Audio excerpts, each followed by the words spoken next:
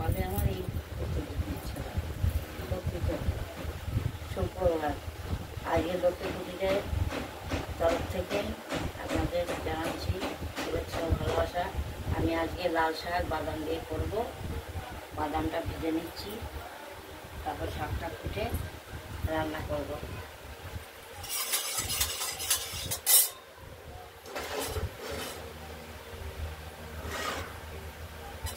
বাদাম দিয়ে লাল শাক দিয়ে করব, এতে খুব টেস্ট হয়। আপনারা দেখবেন খেয়ে।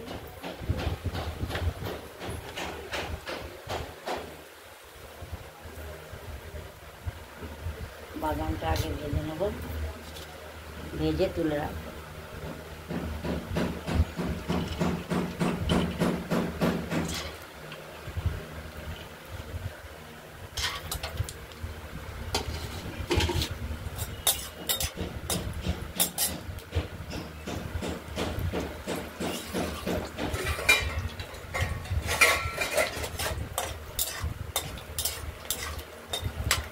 একটু লাল লাল হলে তারপরে নামিয়ে ফেলবো। এখন ভাজা হচ্ছে, দেখুন। লাল শাক আমরা বাদাম দিয়ে হলুদ, নুন, কাঁচা লঙ্কা ছেড়ে রান্না করব। বাদাম থেকে একটু গুঁড়ো করে দেবো।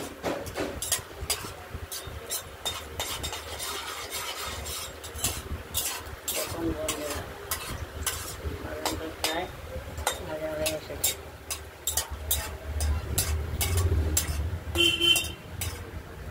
দেখুন, এবার শাকটা তারপর দেখাবো। শাকটা কুচিয়ে নিচ্ছি, লাল শাকটা।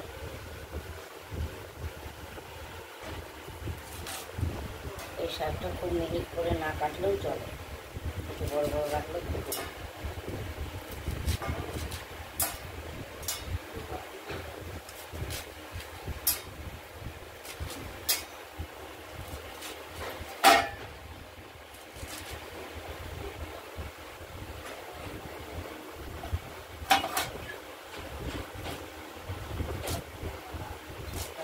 হলে তারপর রান্নায় বসাবো।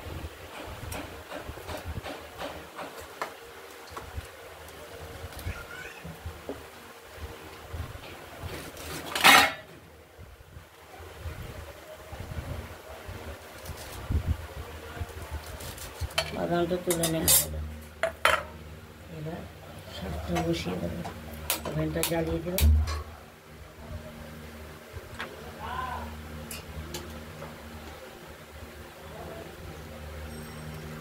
এবার লঙ্কাটা চিড়ে নিয়ে শাকের মধ্যে দিয়ে দেবো।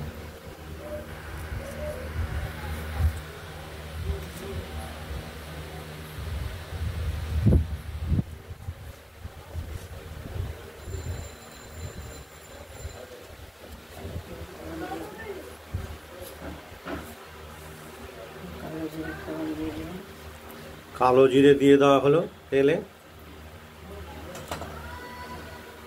এবার একটু গরম হলেই হালকা ভেজে নিয়ে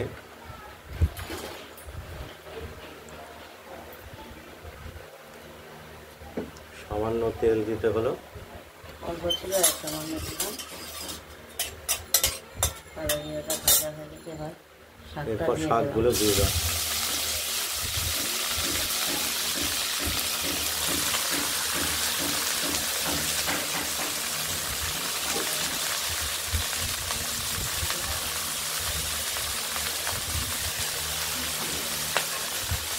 লাল শাক যেতে রাখবে ভেজে দিলে।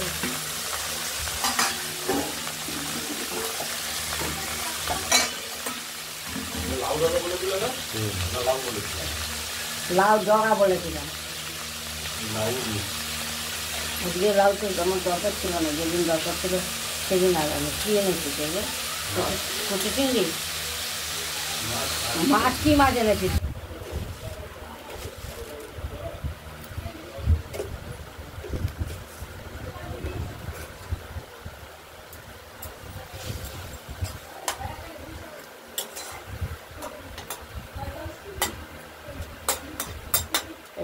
ঢেকে দিচ্ছি, হয়ে যাক তবে যাবে।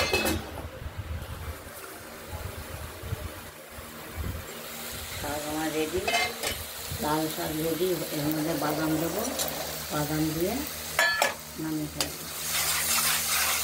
কাঁচা লঙ্কা দিয়ে, নুন হলুদ দিয়ে, কালো জিরে ফোড়ন দিয়ে আর বাদাম দিয়ে নামিয়ে রাখলাম। হয়ে গেছে শাক, দিয়ে দিলাম।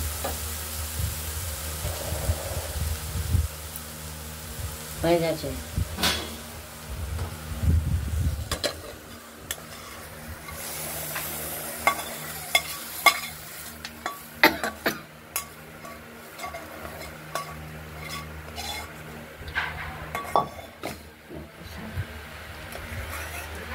লাল শাক বাদাম দিয়ে আমরা এইভাবেই খাই, আপনারাও খেয়ে দেখবেন, খুব সুন্দর লাগে। আমাদের এখানে ঠাকুর বাড়িতেও সুন্দর সুন্দর রান্না হয়।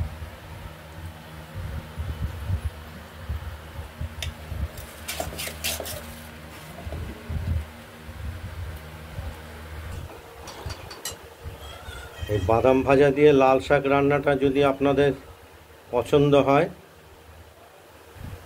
লাইক করবেন, আপনারা একটা লাইক করে দেবেন আর আমাদের সঙ্গে থাকবেন। পাশে বেলবাতি বাজিয়ে দেবেন, নতুন নতুন রেসিপি দেখা। আর বন্ধুদের এটা সাবস্ক্রাইব করে দেবেন, তাহলে আমরা নতুন নতুন আইটেম আনতে উৎসাহ পাবো। নমস্কার বন্ধুরা। দেখো লাল শাক বাদাম দিয়ে কেমন হয়েছে, খেয়ে বলো কেমন হয়েছে। লাল শাক বাদাম দিয়ে তো অপূর্ব। খাও তারপর তো বলবা।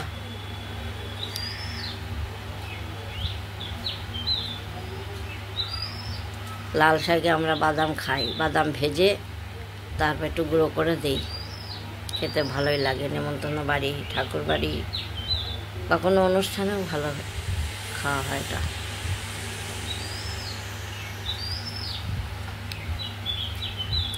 এই শাক দিই, শাক দিয়ে অর্ধেক ভাত খেয়ে ফেলা যায়। তারপর পটল চিংড়ি খেয়ে দেখো। এবার বন্ধুরা, পটল চিংড়ি আজকে রান্না হয়েছে।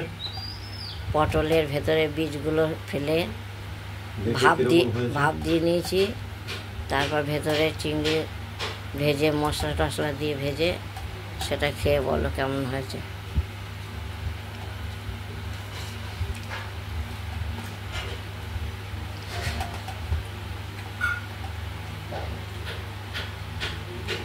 পটল চিংড়ির অপূর্ব স্বাদ। বলো সবাইকে করতে। আপনারাও এইভাবে করে খেয়ে দেখবেন।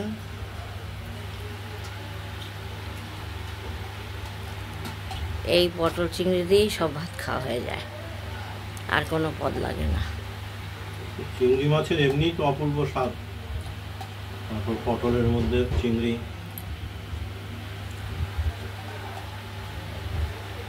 অপূর্ব।